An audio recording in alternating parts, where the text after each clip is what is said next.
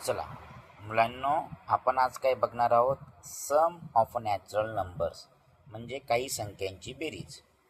कधी कधी competitive exam असेल किंवा नॉर्मल एक्झाम असेल, तुम्हाला 1 2 3 4 अशा 1 2 3 5 10 पर्यंतच्या संख्यांची बेरीज विचारली जाते.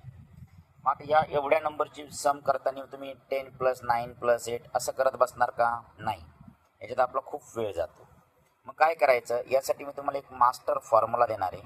अर्थमॅटिक फॉर्म्युला म्हणतात त्याला. Sum of nth number is equal to n into n + 1 upon 2. n म्हणजे शेवटचा नंबर. आता इथं n म्हणजे लास्टचा नंबर कोण आहे? 10 इंटू n + 1 म्हणजे 10 + 1 किती झाला? 11 अपॉन 2. चला, 10 इंटू 11 जर केलं तर काय, तर 110 अपॉन 2. आणि 110ला जर डिवाइड केलं 2 तर आन्सर किती येतं? 55. असा 1 पासून 10 संख्यापर्यंतच्या संख्यांची बेरीज. नाव आता आपण सेकंड एक्झाम्पल बघू. 1 पासून 12 पर्यंत.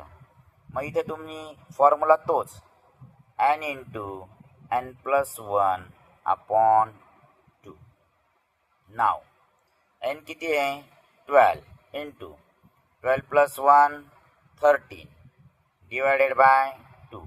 आता 2 ने 13ला किंवा 2 ने 12ला भाग जात असेल देऊन टाकायचा. 2 1 जा 2, 2 6 जा 12 आणि 13 6 जा 78. कॉम्पिटिटिव्ह एक्झाममध्ये आपल्याला याचा खूप फायदा होतो. चला, आता पुढचं सम आपण बघणार आहे 1 to 100. तर 1 to 100 मध्ये फॉर्म्युला तोच, n किती तुमचा? 100 इंटू n + 1 101 डिवायडेड बाय 2. 2 1 जा 2, 2 5 जा 10 0.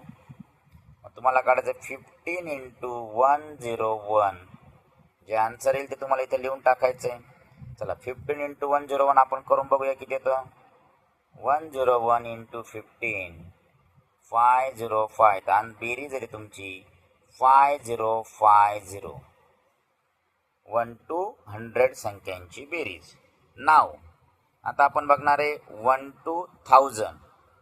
फॉर्म्युला तोच, n into n + 1 divided by 2. n म्हणजे किती? 1000 इंटू 1001 डिवायडेड बाय 2. डिवाइड केलं, इथं आला तुमचा 500. तुमचा आन्सर येईल बाळांनो 555. सर्वांनी या ट्रिकचा यूज करा, वापर करा. सम ऑफ नॅचरल नंबर्स.